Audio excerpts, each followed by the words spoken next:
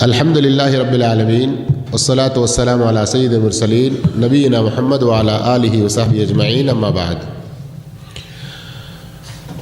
اعوذ باللہ السمیع العلیم من الشیطان الرجیم ثم جعلناک علی شریعۃ من الامر فاتبعها۔ سورہ جاثیہ آیت نمبر 18 میں اللہ عز و جل کا فرمان ہے، ہم نے آپ کو دین کے شاہراہ پر جو رکھا ہے، ہم نے آپ کو جو واضح اور صاف شفاف شریعت عطا کی ہے اسی پر رہیے اور اسی کی اتباع کیجیے، اسی کی پیروی کیجیے۔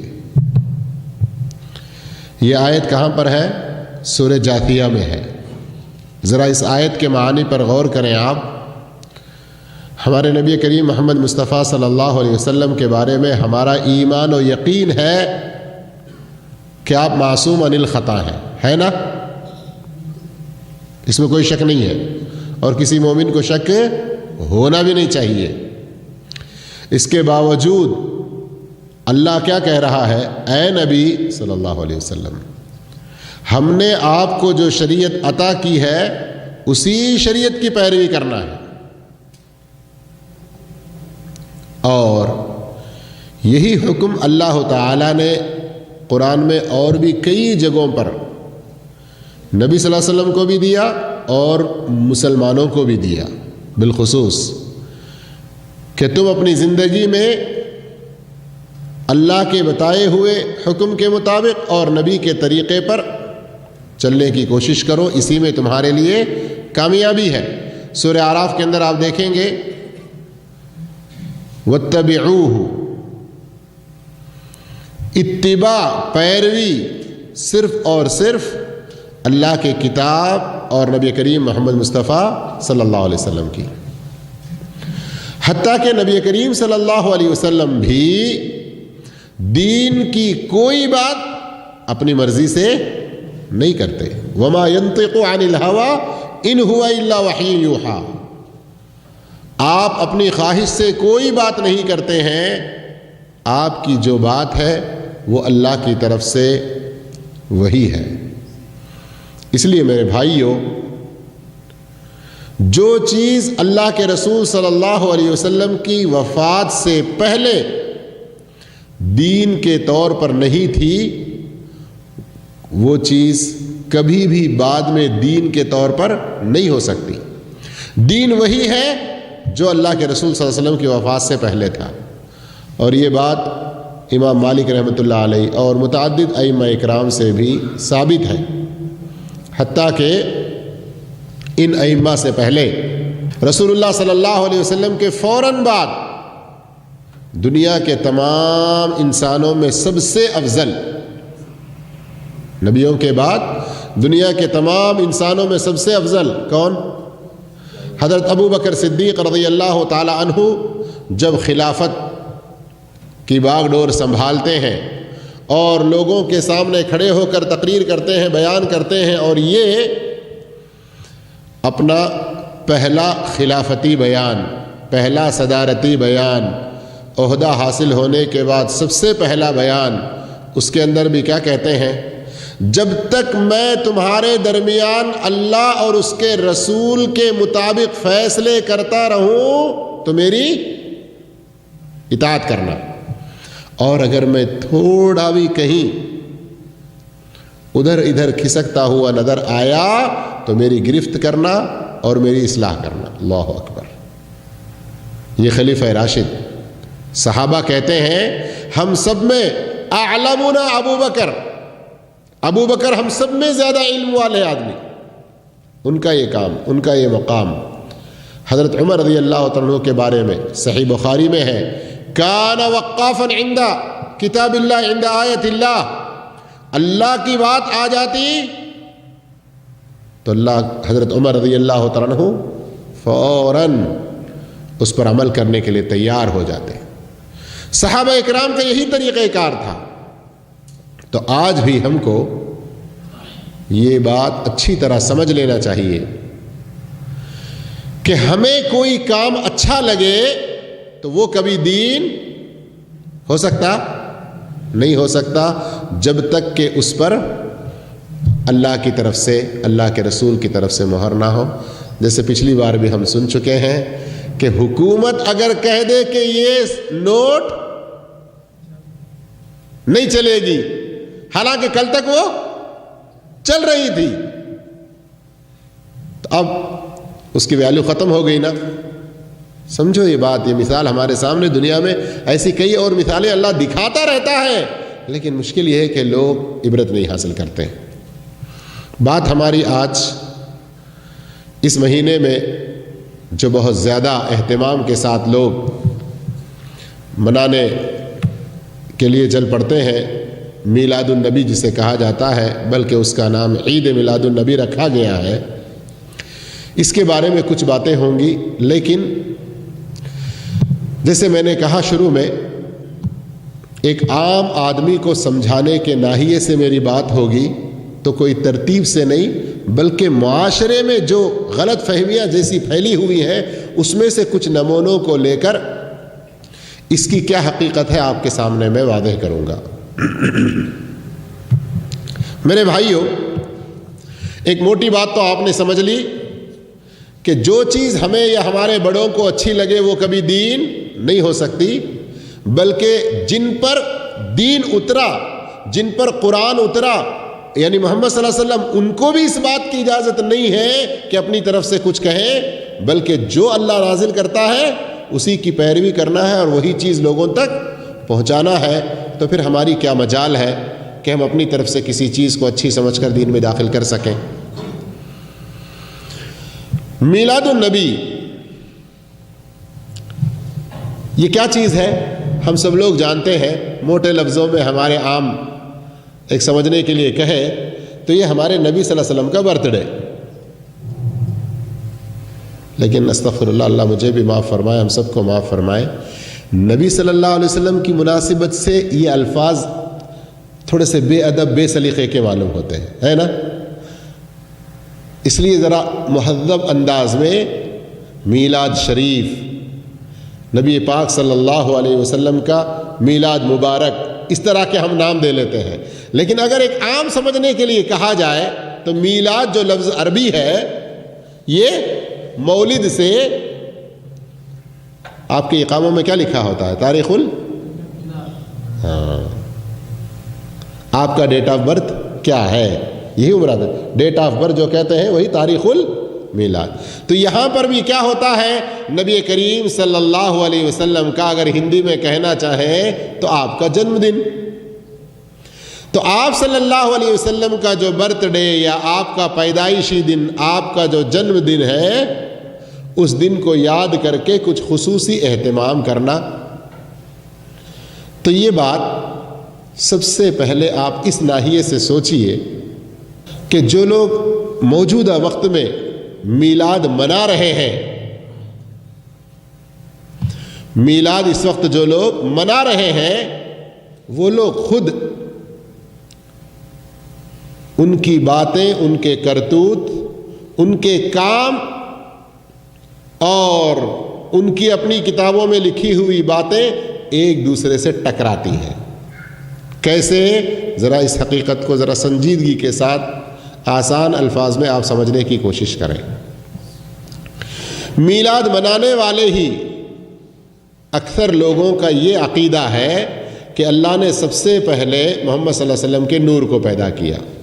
سنا ہوگا آپ لوگوں نے بھی، سب سے پہلے اللہ نے کس کو بنایا؟ نور نبی کو بنایا، کہتے ہیں نا۔ بلکہ اب تو کئی لوگوں کی زبان پر یہ ہو گیا کہ اللہ نے سب سے پہلے نبی صلی اللہ علیہ وسلم کو پیدا کیا، سیدھے ایسے ہی کہتے ہیں۔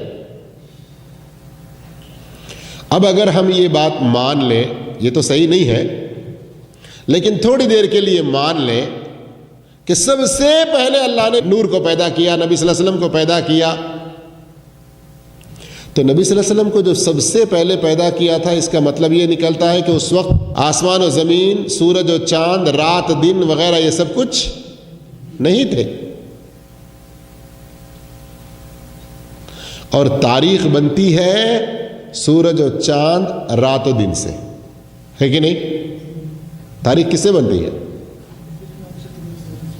تاریخ جو بنتی ہے، یسألونک عن الاہلہ، چاند کے بارے میں لوگ آپ سے سوال کرتے ہیں، قل ہی مواقیت للناس والحج، یہ لوگوں کے معلوم کرنے کے، تاریخ کے، اور حج وغیرہ کون سے دنوں میں ہے، کب آئے گا، کیا ہے، یہ سب ان کے معلوم، تاریخ کے معلوم کرنے کے لیے ہیں۔ اور پھر وہ سورہ توبہ کی مشہور آیت جو ہم بار بار محرم وغیرہ کے موقع پہ پڑھتے ہیں، ان عدت الشہور عند اللہ 12 شہرا، اللہ کے پاس مہینوں کی گنتی کب سے ہے؟ یہ جب سے اللہ نے آسمان و زمین کو پیدا کیا ہے۔ تو آسمان و زمین، سورج، چاند وغیرہ جب سے بنے ہیں تب سے یہ رات و دن وغیرہ کے سلسلے اور یہ تاریخ وغیرہ سب کچھ۔ تو نبی صلی اللہ علیہ وسلم کی پیدائش جب اس سے پہلے ہو گئی، جس وقت تاریخ ہی نہیں تھی، تو پھر ہم 12 کیوں مقرر کرتے ہیں اور میلاد کیوں مناتے ہیں؟ آ رہی سمجھ میں بات کچھ؟ ایک دوسرے ناحیے سے دیکھ لیں،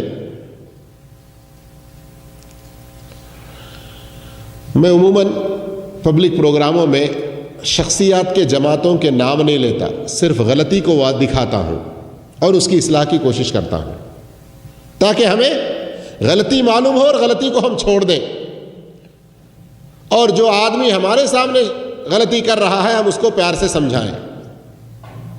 میلاد منانے والے لوگوں کے 2 بڑے مولوی ہیں جنہوں نے بڑی کتابیں لکھی ہیں اور بڑی مشہور ہیں۔ ایک کتاب کا نام ہی میلاد النبی ہے 800 صفحے پر، اور ایک کتاب کا نام جاء الحق کر کے ہے۔ ان دونوں کتابوں کے مصنفوں نے یہ اعتراف کیا، یہ اس کے اندر صاف طور پر لکھا کہ صحابہ کی زندگی میں عہد قرون اولیٰ میں میلاد نہیں منایا جاتا تھا۔ بات سمجھ میں آ رہی؟ کب نہیں منایا جاتا تھا؟ صحابہ کی زندگی میں یہ میلاد وغیرہ منایا نہیں جاتا تھا۔ جب صحابہ میلاد نہیں کرتے تھے، وہ خود اس چیز کو مان رہے ہیں، تو پھر اس کا الٹ دیکھیں، تضاد کیا کہتے ہیں؟ میلاد تو ایسی چیز ہے کہ ہم قرآن و سنت سے بھی ثابت کر سکتے ہیں۔ بھئی جب قرآن و سنت سے ثابت کر سکتے ہیں، ایک طرف کہتے ہو اور پھر کہتے ہیں کہ صحابہ نے نہیں کیا، تو کیا نعوذ باللہ صحابہ نے قرآن و حدیث پر عمل نہیں کیا، یا صحابہ کو پتا تھا کہ اس کا کوئی وجود ہی نہیں ہے لیکن تم لوگ زبردستی قرآن و حدیث سے لانے کی کوشش کر رہے ہو؟ سمجھ میں آ رہی بات کچھ؟ کہ ایک طرف تو وہ کہتے ہیں کہ صحابہ نے نہیں کیا، اور دوسری طرف اس کو سنت بھی کہنے کی کوشش کرتے ہیں۔ تیسرے ناحیے سے ذرا غور کیجئے، دین کے بہت سارے مسائل میں جب ان سے گفتگو کریں میلاد منانے والے ہمارے بھائیوں سے، تو کہتے ہیں کہ ہمیں لازم ہے کہ کسی نہ کسی امام کی تقلید کرنا اور امام کی بات کو ماننا۔ کسی ایک امام کو نہیں مانیں گے تو گمراہ ہو جائیں گے۔ اور جب پوچھو کہ کیا جس امام کو آپ مانتے ہیں انہوں نے میلاد کرنے کا کوئی حکم دیا ہے، میلاد کی کوئی فضیلت بیان کی، تو پھر اس کا کوئی جواب نہیں۔ اور کسی بھی امام نے میلاد کا ذکر کیا ہی نہیں۔ کیوں؟ ان کے زمانے میں اس چیز کا وجود ہی نہیں تھا۔ اماموں کے دور کے بعد، خلافت عباسیہ کے خاتمے کے بعد، مصر میں جو جھوٹی فاطمی کے نام پر خلافت بنی، ان ظالموں نے جو دراصل شیعہ تھے انہوں نے اس کو شروع کیا تھا 4 صدی ہجری میں۔ اور اس وقت جتنے سارے علماء اہل سنت والجماعہ، یعنی صحابہ کے طریقے پہ چلنے والے ہزاروں کی تعداد میں علماء، ان کے اس حکومتی سطح پر شروع کیے ہوئے بدعت کا انکار بھی کیا۔ وہ ایک تاریخی بات ہے، بدایہ والنہایہ اور دوسری تاریخ کی کتابوں میں پورے ثبوت کے ساتھ موجود ہے، علماء کے اقوال کے ساتھ۔ میں وہ تفصیل میں نہیں جانا چاہتا، ایک عام آدمی کو معاشرے میں ہماری جو باتیں پھیلی ہوئی ہیں ان کی روشنی میں کچھ چیزیں سمجھانا چاہتا ہوں۔ ایک اور ناحیے سے بھی غور کریں، جب کوئی کہنے والا کہتا ہے یا ہم کہتے ہیں کہ میلاد نہ اللہ کے نبی صلی اللہ علیہ وسلم نے منایا، نہ رسول اللہ صلی اللہ علیہ وسلم نے منایا، نہ صحابہ نے، نہ اس کی کوئی اجازت ہے، نہ ائمہ نے اس کی اجازت دی، تو آگے سے کیا کہتے ہیں؟ یہ بتاؤ کہ عید میلاد النبی منع کہاں ہے؟ کیا اللہ کے نبی صلی اللہ علیہ وسلم کوئی حدیث ہے کہ تم عید میلاد النبی نہ مناؤ؟ ایسا الٹا سوال کرتے ہیں۔ اب اگر یہی سوال ان سے کرو کہ عید میلاد النبی مناؤ کر کے کہیں کوئی ثبوت ہے، تو ان کے پاس بھی کوئی جواب نہیں۔ میں اب تک جو باتیں سمجھاتے آ رہا ہوں آپ لوگوں کو کہ میلاد منانے والے ان کے اپنے عقیدے یا ان کی اپنی لکھی ہوئی کتابیں یا ان کے اپنے جو جملے مشہور ہیں ان کے خلاف کر رہے ہیں، اور میلاد ان کی اپنی باتوں کے خلاف میں جا رہا ہے۔ یعنی ان کے اپنے اقوال اور ان کی اپنی کتابوں میں لکھی ہوئی باتیں اور ان کے درمیان میں پھیلی ہوئی مشہور اقوال کی روشنی میں بھی میلاد غلط ہے، پھر بھی زبردستی وہ مناتے چلے جا رہے ہیں۔ اس اعتبار سے اس چیز کو سمجھنے کے بعد میں ایک دوسرے ناحیے سے آپ کو کچھ باتیں سمجھانا چاہتا ہوں۔ جیسے ابھی کچھ دیر پہلے ہماری بات ہوئی اور کچھ اخوان ہمارے کچھ بھائی شروع میں نہیں تھے، نبی کریم محمد مصطفیٰ صلی اللہ علیہ وسلم کے زمانے میں کچھ ایسے واقعات پیش آئے کہ لوگ کوئی کام اچھا سمجھ کے کر رہے ہیں، لیکن اللہ کے رسول صلی اللہ علیہ وسلم نے اس کو غلط قرار دیا، بلکہ یہاں تک آپ صلی اللہ علیہ وسلم نے فرمایا کہ یہ میرے طریقے کے خلاف ہے، یہ مجھ میں سے نہیں ہے۔ اور جب ہم پڑھتے ہیں تو اور حیرانگی ہماری بڑھ جاتی ہے کہ یہ وہ مشہور کام ہے جو بڑی بڑی عبادتوں میں داخل ہے۔ جب اللہ کے نبی صلی اللہ علیہ وسلم اپنے زمانے میں لوگوں کو جو نیکی کے بہت زیادہ چاہنے والے تھے، ان کو اس بات کی اجازت نہیں دی کہ اپنی منمانی وہ جیسی چاہے ویسی نیکی کریں، بلکہ آپ نے طریقے بتلا کر، وضاحت کر کے بتلا دیا، سمجھا دیا کہ نیکی اگر کرنا ہے تو اس کا یہ طریقہ ہے، اس سے ہٹ کر کرو گے تو بدعت میں داخل ہو جاؤ گے۔ تو پھر آج ہم نبی صلی اللہ علیہ وسلم کے نام پر کتنی ساری نیکیوں کو پھیلانے کی کوشش کریں، وہ نیکی نہیں بن سکتی جب تک کہ اللہ اور اس کے رسول کی طرف سے اس کا ثبوت نہ ہو۔ مثال کے طور پر بخاری کتاب النکاح کی وہ مشہور حدیث جو اس سے پہلے بھی متعدد بار ہم سن چکے ہیں کہ آپ صلی اللہ علیہ وسلم کے مکان پر 3 آدمی آتے ہیں اور آپ صلی اللہ علیہ وسلم اس وقت موجود نہیں ہوتے، اور وہ عائشہ رضی اللہ تعالیٰ عنہا سے آپ کی عبادت کے بارے میں سوال کرتے ہیں، تو آپ رضی اللہ تعالیٰ عنہ اللہ کے رسول کی عبادت کے بارے میں بتا دیتی ہیں۔ وہ بڑے حیران ہو جاتے ہیں کہ اللہ کے نبی صلی اللہ علیہ وسلم جن کے اگلے پچھلے سارے گناہ معاف کر دیے گئے، پھر بھی آپ اتنی عبادت کرتے ہیں۔ تو ان میں سے ایک آدمی کیا ارادہ کرتا ہے؟ کہتا ہے کہ میں ساری رات بھر نماز ہی نماز پڑھتا رہوں گا، بالکل نہیں سوؤں گا۔ دوسرا آدمی کہتا ہے میں ہر دن روزہ رکھتا چلا جاؤں گا، نفلی روزہ، کسی دن میں بغیر روزے کے نہیں رہوں گا۔ تیسرا آدمی کہتا ہے میں ہمیشہ بغیر شادی کے رہ کر اللہ کی خوب بندگی کروں گا۔ یہ باتیں تینوں اونچی آواز میں ہی کرتے ہیں۔ عائشہ رضی اللہ تعالیٰ پردے کے پیچھے سے ان باتوں کو سن لیتی ہیں، اور وہ لوگ وہاں سے نکل جاتے ہیں۔ کچھ ہی دیر بعد اللہ کے رسول صلی اللہ علیہ وسلم پہنچتے ہیں، تو عائشہ رضی اللہ تعالیٰ یہ باتیں آپ صلی اللہ علیہ وسلم کو سناتی ہیں۔ آپ صلی اللہ علیہ وسلم دیکھتے ہیں کہ 3 آدمی جا رہے ہیں، ان کو بلواتے ہیں، پوچھتے ہیں کہ تم نے ایسی ایسی باتیں کی؟ تو وہ لوگ کیا جواب دیتے ہیں؟ ہاں، ہم نے ایسی باتیں کی ہیں۔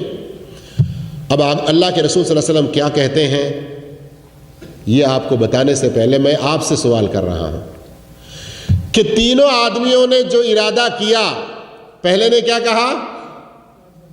رات بھر نماز پڑھوں گا۔ نماز اچھی چیز ہے بری چیز ہے؟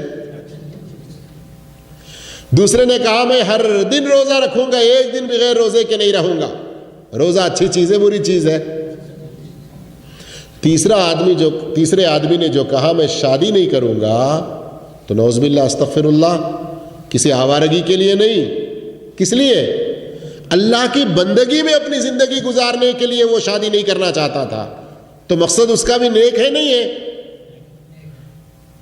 تو اب ہم مہر لگا دیں گے کہ وہ تینوں کے کام صحیح ہے، اب جاؤ سیدھے ڈائریکٹ جنت میں پہنچ جاؤ گے۔ اب اللہ کے نبی کا فرمان سنیے، کیا کہتے ہیں؟ سنو، میں نمازیں رات میں پڑھتا ہوں تو رات میں کچھ وقت سوتا بھی ہوں، میں نفلی روزے کسی دن رکھتا ہوں تو کسی دن چھوڑتا بھی ہوں، اور میں نے عورتوں سے شادی بھی کی ہے۔ فمن رغب عن سنتی فلیس منی، جو میری اس سنت کو چھوڑ دے تو وہ مجھ میں سے نہیں ہے۔ اللہ اکبر۔ اب دیکھیے آپ،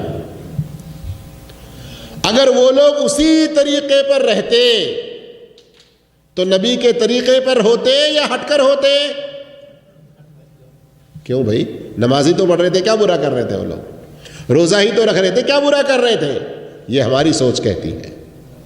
اور آج بھی میلاد منانے والے اسی باطل سوچ کے ساتھ منا رہے ہیں۔ کبھی کہیں کسی آیت سے دلیل لینے کی کوشش کیے، کبھی کسی حدیث سے دلیل لینے کی کوشش کیے، کبھی ابن تیمیہ رحمۃ اللہ علیہ کی بات کا کوئی حوالہ دینے کی کوشش کیے، کبھی ابن عباس رضی اللہ حضرت عباس کے بیان کردہ کسی خواب کے کو دلیل بنا کے لینے، کہاں سے کوشش کر رہے ہیں۔ ایک طرف خود ہی کہتے ہیں کہ یہ صحابہ کے زمانے میں نہیں تھا، خود ہی کہتے ہیں کہ کسی امام نے اس کے بارے میں کچھ نہیں کہا، اور پھر خود ہی اس کو مناتے بھی ہیں، اور لوگوں کے پوچھنے پر کہہ رہے اس کی تو دلیل نہیں ہے، پھر کہتے ہیں نہیں اس کی دلیل ہے۔ کہاں سے دلیل بنے گی؟ دلیل ایسی ہی بنتی ہے جیسے ان تینوں نے بھی کہا، نماز تو کوئی بری چیز نہیں، روزہ تو کوئی بری چیز نہیں۔ اچھا، یہ تو اللہ کے نبی صلی اللہ علیہ وسلم کے زمانے کا واقعہ۔ اللہ کے نبی صلی اللہ علیہ وسلم کو اس دنیا سے رخصت ہوئے کوئی لمبا عرصہ نہیں گزرا، عبداللہ ابن مسعود رضی اللہ تعالیٰ عنہ اس وقت کے وہاں کے بہت بڑے عالم کوفہ میں،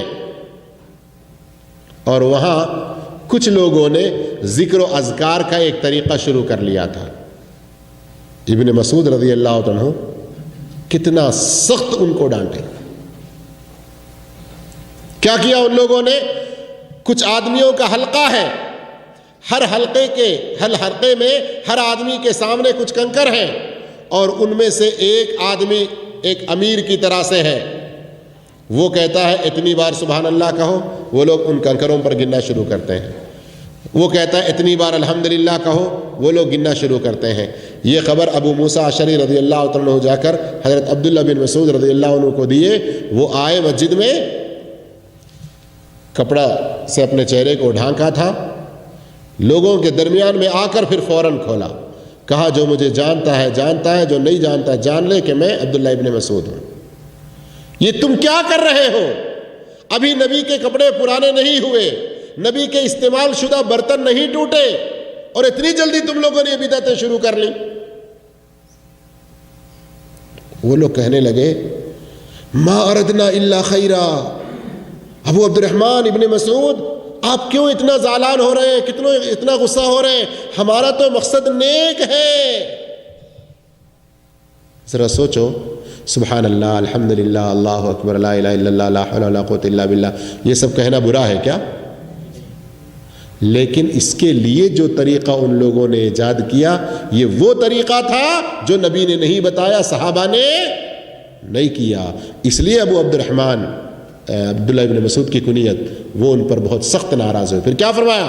کم من مرید للخیر لا یصیبہ، کتنے ہی لوگ نیکی کو چاہنے کا دعویٰ کرتے ہیں، نیکی کو چاہتے ہیں، لیکن نیکی ان کو نہیں ملتی۔ آ رہی بات سمجھ میں؟ کوئی بھی کام ہم نبی کی محبت کا دعویٰ لے کے کر رہے ہیں، یہ کافی نہیں ہے، نبی کے طریقے پر ہے نہیں ہے، اس کی اجازت شریعت میں ہے یا نہیں ہے، یہ دیکھنا بھی ضروری ہے۔ اب یہاں تک آپ لوگ کچھ تو سمجھ چکے ہیں کہ میلاد کی کیا حقیقت ہے، لیکن آئیے کل بھی اور پچھلے ہفتے بھی دوسری کچھ جگہوں پر جو بیان ہوئے تھے تیلگو، اردو وغیرہ میں، بعض گروپوں میں بھیجے گئے، اور اس کا تیلگو میں بھی ایک آرٹیکل جو تیار کیا تھا میں بعض گروپوں میں بھیجا، تو ایک صاحب پوری طرح سے پڑھنے کے بعد مسلم شریف کی ایک حدیث بھیجتے ہیں، آپ نے تو میلاد کے بارے میں اتنا سب کچھ لکھا، آپ کے لکھے ہوئے سے تو سمجھ میں آیا کہ میلاد کرنا غلط ہے، میلاد بدعت ہے، نہیں کرنا چاہیے، لیکن مسلم شریف کی اس حدیث سے تو پتہ چل رہا ہے کہ میلاد سنت ہے، میلاد کرنا چاہیے۔ کیا حدیث؟ مسلم شریف میں حدیث ہے، نبی کریم صلی اللہ علیہ وسلم پیر کے دن کا روزہ رکھا کرتے تھے۔ کس دن کا روزہ؟ پیر کے دن کا روزہ رکھا کرتے تھے۔ آپ صلی اللہ علیہ وسلم سے پوچھا گیا کہ آپ پیر کے دن کا روزہ کیوں رکھتے ہیں؟ تو آپ صلی اللہ علیہ وسلم نے فرمایا ذاک یوم ولدت فیہ وبعثت فیہ، یہ وہ دن ہے جس دن میں پیدا ہوا اور اسی دن مجھے نبوت ملی، مجھ پر قرآن اتارا گیا۔ کیا کہتے ہیں کہ دیکھو اللہ کے نبی تو اپنے پیدائش کے دن کو منا رہے ہیں۔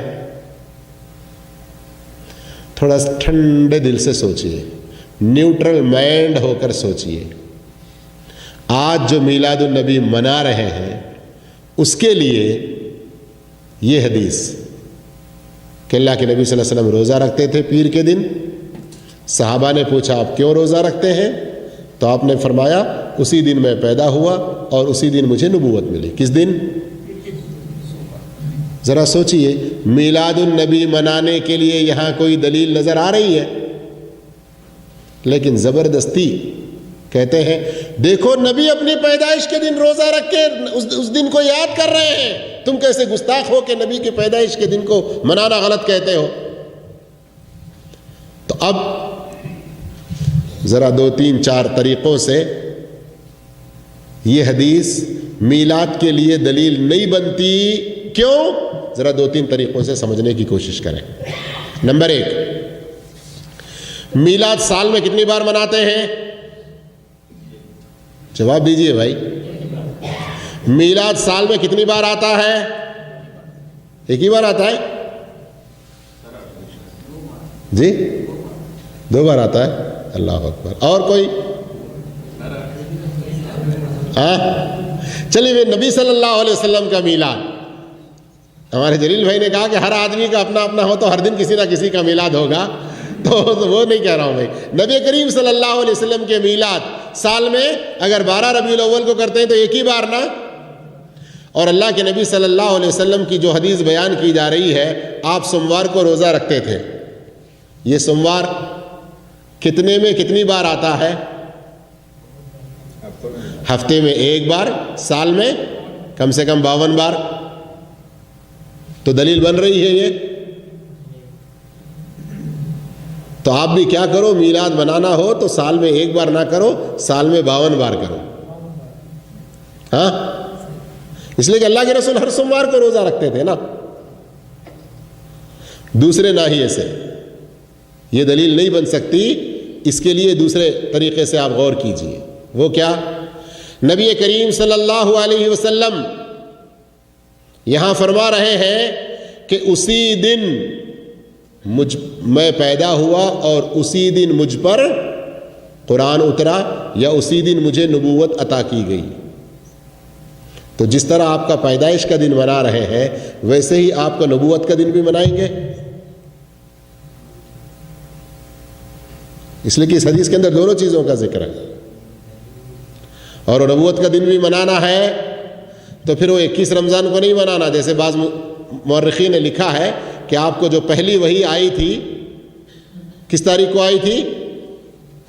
بعض نے لکھا ہے رمضان کی 21ویں تاریخ کو شب قدر تھی وہ، بلکہ ہر سوموار کو کرنا ہے۔ لیکن کوئی کرتا ہے تو آدھا تیتر آدھا بٹیر، کیوں بھائی؟ کہ اس حدیث میں سے آدھی ہی دلیل لے رہے، پیدائش کا دن منا لے رہے، اور آپ صلی اللہ علیہ وسلم تو فرما رہے کہ میں روزہ اس لیے رکھ رہا ہوں کہ اس دن میں پیدا ہوا اور اس دن مجھ پر قرآن اترا۔ ہم کرو کر کے نہیں کہہ رہے ہیں، پھر غلط مطلب لے کے شروع نہیں کرنا، ہم اس کو توڑنے کے لیے یہ الزامی جواب دے رہے ہیں۔ تیسرا طریقہ کہ یہ دلیل نہیں بن سکتی، یہاں اس حدیث کے اندر روزہ رکھنے کا ذکر ہے، اور آپ لوگ کہاں روزہ رکھتے ہیں؟ عید میلاد النبی کے نام پر اتنے بڑے جلسے جلوس، اتنے بڑے جشن، اسپیشل قسم کے پکوان، کھانے وغیرہ، اور کوئی بھی بدعت بغیر کھانوں کے پوری نہیں ہوتی. یہ الگ بات ہے، اس طرف جائیں گے تو پھر اور سخت ناراض ہو جائیں گے. ہم ناراضگی نہیں مول لینا چاہتے ہیں، بھائیوں سے اس بدعت کو دور کروانا چاہتے ہیں. چوتھے طریقے سے غور کریں. یہاں اس کے اندر کہا گیا روزہ. آپ صلی اللہ علیہ وسلم روزہ رکھا کرتے تھے. تو یہ جو دن ہے میلاد النبی جسے کہتے ہیں، آج کل اس کا نام ہی کیا پڑ گیا؟ عید میلاد النبی، ہے نا؟ تو یہ بھی کتنا بڑا تضاد ہے. کیا عید کے دن روزہ رکھا جاتا ہے؟ تو جس دن آپ صلی اللہ علیہ وسلم نے روزہ رکھا اس حدیث کو لیتے ہو اور پھر اپنی عید مناتے ہو، جبکہ اللہ کے رسول صلی اللہ علیہ وسلم کا فرمان ہے جس نے عید کے دن روزہ رکھا اس نے اللہ کے رسول کی نافرمانی کی. تو جمے گا ہی نہیں. تو کسی بھی ناحیے سے سوچیں یہ نہیں جمے گا. لیکن بدعتوں کے مزے بھی کچھ الگ ہوتے ہیں، جگہ جگہ کے حساب سے اس کے اندر بڑے چینجز بھی ہوتے ہیں.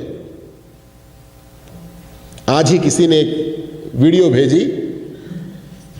وہ آج کل کارٹون آتے ہیں نا بچوں کے، وہ اسلامی کارٹون کے نام پر عبد الباری کے بڑے چل رہے ہیں. اے عبد الباری ہے، اچھا بچہ ہے، سنے کبھی دیکھے ہیں؟ اس انداز میں ایک کارٹون نکالا اور میلاد النبی کو منانے کا شوق بچوں میں پیدا کرنے کے لیے یہ کارٹون نکالا گیا. اور اس کے اندر میں پہلی مرتبہ سنا ہوں کہ اب کہہ رہے ہیں کہ ہمیں میلاد النبی والے دن روزہ بھی رکھنا چاہیے. پھر ساتھ میں یہ بھی کہہ رہے ہیں کہ اچھے اچھے پکوان بھی کرنا ہے، ہو سکتا ہے وہ افطار کرنے کے بعد کھا لیں گے. میں نے کہا کہ دیکھو حدیث سے جو دلیل لیتے ہیں، اب تک ہم انکار کرتے تھے نا، تو حدیث کا پورا حوالہ ان کو مل جائے، دلیل پکی ہو جائے تو ہم روزے کی بات بھی شروع کر رہے ہیں. تو اگرچہ کہ وہ لوگ روزہ بھی رکھیں پھر بھی یہ حدیث دلیل نہیں بن سکتی. کیوں؟ جس نبی صلی اللہ علیہ وسلم نے اس دن کا روزہ رکھا اور کہا کہ میں روزہ اس لیے رکھتا ہوں کہ اس دن میں پیدا ہوا اور مجھ پر وحی اتری، قرآن اترا، نبوت ملی، تو وہ تو صرف روزہ رکھتے تھے، کوئی جشن نہیں مناتے تھے، کوئی جلوس نہیں نکالتے تھے، اور کسی طرح کا کوئی پیدائش کے دن کا اہتمام نہیں ہوتا تھا. اور آج تو سب کچھ کیا ہو رہا ہے؟ نئے نبی صلی اللہ علیہ وسلم کے طریقے کے خلاف ہو رہا ہے. اور پھر وہ مزے کی بات یہ بھی سن لیں، اسے کیا کہتے ہیں؟ عید میلاد النبی کہتے ہیں. وہ جنید عبداللہ یا کس کے بیچ میں ایک بڑا مکالمہ بھی آج کل چل رہا ہے واٹس ایپوں میں کہ اگر یہ عید ہے تو اس کی نماز کیسی ہے، اس نماز کی کتنی رکعتیں ہیں، اس کا کیا طریقہ ہے؟ اس لیے کہ ہر عید کی کوئی نہ کوئی نماز ہے. عید الاضحیٰ ہے تو نماز ہے اس کے ساتھ، عید الفطر ہے تو اس کے ساتھ نماز ہے، ہفتے واری مسلمانوں کی عید ہے جمعہ تو اس میں بھی نماز ہے. لیکن یہ کیسی عید ہے میلاد النبی کی جس میں نماز نہیں ہے؟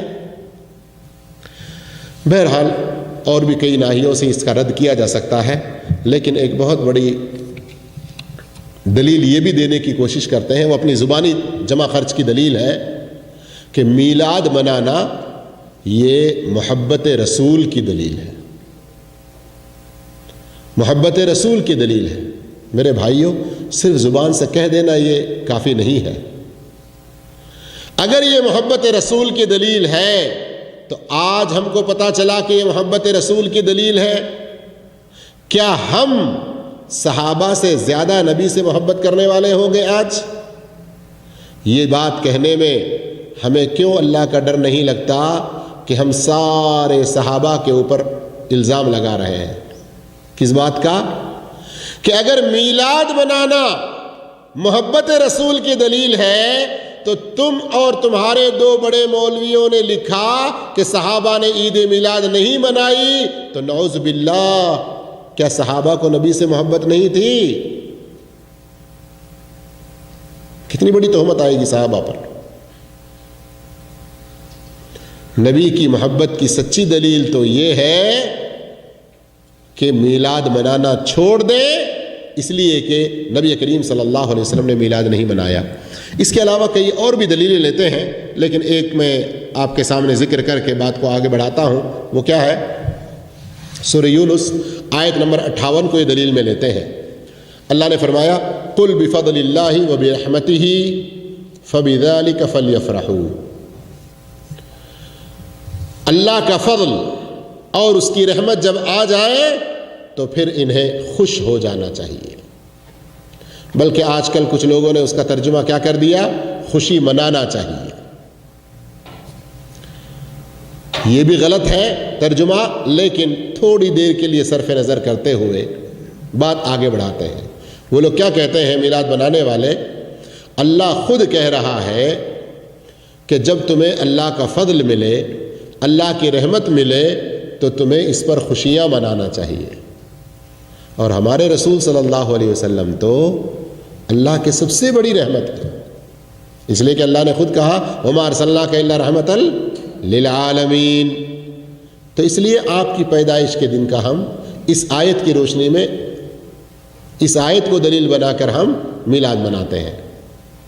تو یہاں پر بھی سوال یہ پیدا ہوتا ہے کہ یہ آیت آج نازل ہوئی ہے جو میلاد کے ثبوت میں ہمیں ملی ہے؟ اگر یہ آیت اللہ کے نبی کے زمانے میں نازل ہوئی اور یہ حقیقت ہے، تو پھر اللہ کے نبی صلی اللہ علیہ وسلم نے اس کی یہ تفسیر کیوں نہیں کی؟ اس آیت کو صحابہ نے میلاد کی دلیل کیوں نہیں سمجھا؟ صحابہ نے کیوں میلاد نہیں منایا؟ جن اماموں کی تقلید کو لازم سمجھتے ہو، ان اماموں میں سے کسی ایک امام نے بھی اس آیت سے میلاد کی دلیل نہیں پکڑی۔ تو اس لیے قرآن کی کوئی آیت بھی میلاد کی دلیل نہیں بن سکتی۔ اب کچھ اور دلیل پیش کرنے کی کوشش کرتے ہیں۔ کہتے ہیں انا انزلناہ فی لیلۃ القدر۔ کیا ہے اس کے اندر؟ جس رات میں قرآن نازل ہوا اس رات کو اللہ نے کتنی فضیلت دی؟ کتنی دی؟ 1000 مہینوں سے افضل اس کو قرار دیا ہے نا۔ لیلۃ القدر خیر من الف شہر، یہ تو قرآن سے ثابت ہے۔ اب یہ تو قرآن سے بیان کرتے ہیں، پھر اس کے بعد اپنی کھوپڑی سے بیان کرتے ہیں۔ کہتے ہیں جس رات میں قرآن نازل ہوا وہ اگر 1000 مہینوں سے افضل ہے، قرآن جس پر نازل ہوا وہ جس رات میں آیا وہ رات کتنی افضل ہوگی؟ واہ سبحان اللہ سبحان اللہ سبحان اللہ کے نعرے لگتے ہیں، میلاد کا ثبوت مل جاتا ہے۔ اللہ رحم کرے، اللہ رحم کرے۔ شاید میں اس سے پہلے ایک موقع پر بتایا تھا کہ آج سے تقریباً کوئی 6 سال پہلے یا 5 سال پہلے کا رمضان جب وہاں گزرا انڈیا میں، تو 27ویں رات کو ایک جامع مسجد والے، وہ دونوں کے بیچ میں تھی مسجد، تھے تو پورے کے پورے حنفی لیکن دیوبندی اور بریلوی دونوں کے بیچ میں۔ اب وہ کمیٹی میں سب کی کا بڑا اختلاف ہوا، نہیں آج کی رات میں ہمارا بھی مولوی آئے گا، تمہارا بھی مولوی آئے گا، یعنی دیوبندی بھی آئیں گے اور بریلوی بھی آئیں گے۔ تو اب دیوبندی بھائیوں نے ہمیں کہا کہ مولوی صاحب آپ آئیے بیان کیجئے، آپ کا بیان آخر میں رکھیں گے تاکہ بریلوی مولوی صاحب اگر کچھ غلط بھی بول کے جائے تو آپ ان کا رد کر دیں گے۔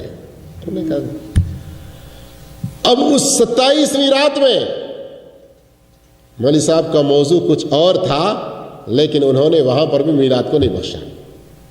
یہی بات کہی کہ اللہ نے آج لیلۃ القدر کو قرآن کے نازل ہونے کی وجہ سے 1000 مہینوں سے افضل قرار دیا ہے، تو قرآن جس ذات پر اترا ہے وہ جس رات میں آئے ہیں وہ لیلۃ القدر سے بھی افضل ہے، نعوذ باللہ استغفر اللہ۔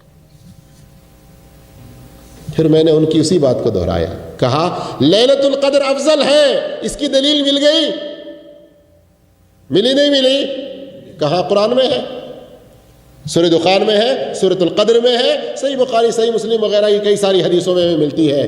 لیکن مولوی صاحب نے پھر بعد میں اپنی عقل سے جو بات کہی کہ آپ صلی اللہ علیہ وسلم کی پیدائش والی رات لیلۃ القدر سے بھی افضل ہے، زور سے بہت تو کہہ دیا لیکن دلیل تو کچھ نہیں پیش کی۔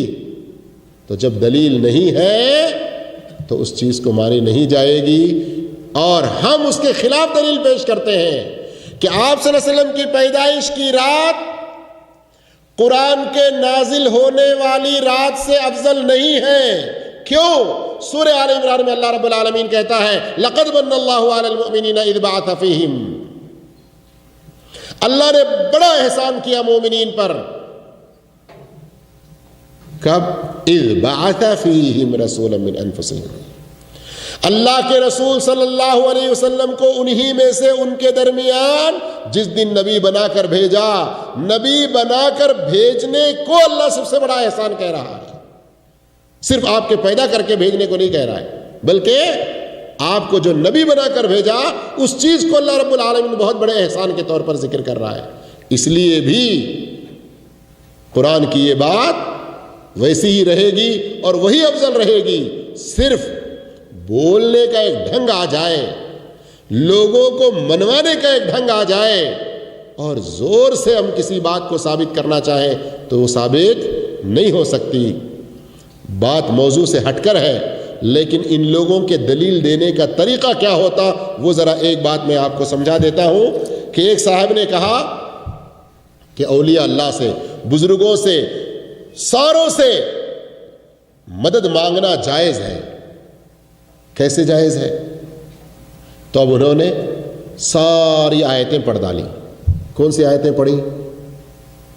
وَتَعَاوَنُوا عَلَى الْبِرِّ وَالتَّقْوَى، جب تمہارا بھائی کوئی تم سے مدد طلب کرے تو تم اس کی مدد کرو۔ قرآن میں ہے نا، حدیثوں میں بھی اس کا ذکر بہت موجود ہے کہ آپس میں ایک دوسرے کی مدد کی اسلام ترغیب دیتا نہیں دیتا۔ اور قیامت کے دن کے بارے میں کہ وہاں سارے انسان آدم علیہ السلام کے پاس جائیں گے، پھر نوح علیہ السلام کے پاس، پھر ابراہیم، موسیٰ، عیسیٰ۔ کیا؟ کہ اللہ ابھی تک حساب و کتاب شروع نہیں کیا ہے، آپ سفارش کریں کہ اللہ تعالیٰ حساب و کتاب شروع کر دے۔ یہ حدیث بھی صحیح بخاری میں صحیح ہے۔ کہتے ہیں جب دنیا میں مدد مانگ سکتے ہیں، ایک دوسرے کی کر سکتے ہیں، آخرت میں بھی مدد مانگتے ہیں نبیوں سے جا کر، تو پھر جو قبروں میں ہیں ان سے کیوں نہیں مانگ سکتے؟ ارے ہاں، کتنی بڑی اچھی بات ہے، لیکن ذرا عقل سے سوچو، دنیا میں زندہ لوگوں کا آپس میں ایک دوسرے سے مدد مانگنا، مدد کرنا، جن چیزوں کی طاقت ہے اس کی اجازت کس نے دی؟ اللہ نے دی، اللہ کے نبی نے دی، اس لیے مدد مانگتے ہیں، مدد لیتے ہیں۔ آخرت میں مدد مانگیں گے، اس کا ذکر بھی حدیث میں موجود ہے۔ تم قبر والوں سے بھی مدد مانگ سکتے ہیں، اس کی دلیل دکھا دو، ہم بھی ماننے کو تیار ہیں۔ دلیل نہیں ہے تو زبردستی وہ دلیلوں کو ذکر کر کے بیچ میں اپنی بات کیوں لا رہے ہیں؟ یہ طریقہ ہوتا۔ دلیل جس چیز کی نہیں ہے اس کو زبردستی منوانے کے لیے کیا طریقہ؟ کہ ملتے جلتے دوسرے قریب کی باتوں کو لا کر بیچ میں اپنی بات داخل کر دینا۔ اس لیے ذرا چوکنا رہو۔ آخری بات، اگر عوام، ہم اور آپ قرآن کو پڑھتے رہیں، حدیث کا مطالعہ کرتے رہیں، تو اس طرح کی جو دھوکے کی باتیں ہوں گی، جو چیز دلیل نہیں بنتی اس کو بھی زبردستی دلیل بنانے کی کوشش کریں گے وہ لوگ، تو اللہ کی توفیق سے ہمیں سمجھ میں آ سکتا ہے۔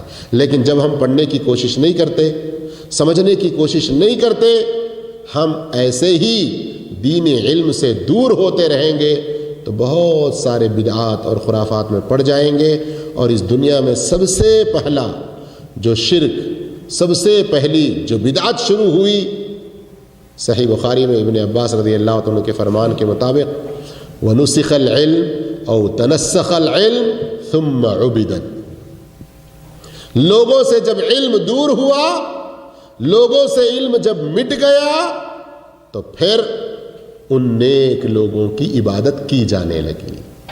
تو علم بہت بڑا ہتھیار ہے۔ پڑھو قرآن کو، پڑھو حدیث کو، اور قرآن و حدیث کے ذریعے حق کو سمجھنے کی کوشش کرو۔ اللہ مجھے آپ کو سب کو نیک توفیق عطا فرمائے، ہر طرح کے بدعت و خرافات سے بچے۔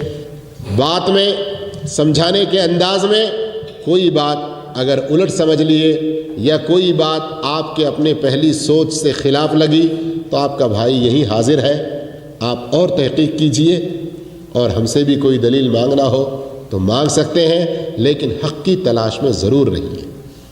اللہ تعالیٰ ہم سب کو نیک توفیق عطا فرمائے. السلام علیکم و رحمۃ اللہ وبرکاتہ.